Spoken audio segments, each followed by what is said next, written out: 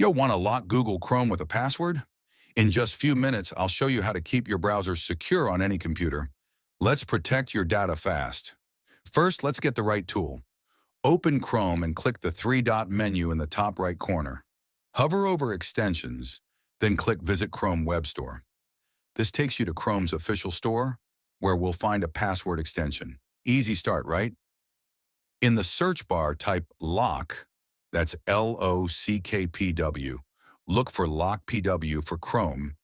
It's a trusted extension to password protect your browser. Click it, then hit Add to Chrome on the right. Confirm by clicking Add Extension.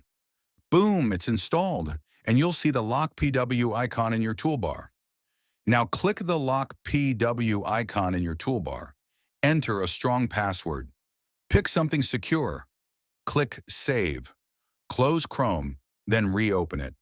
You'll see a password prompt. Enter your password to unlock. If it works, Chrome's secure. If not, check the extension settings or reinstall it. That's it. You've password protected Chrome in minutes. Like this video for more tech hacks, subscribe for weekly tips, and tell me, why do you lock Chrome? Drop it below. Stay secure, and I'll see you next time.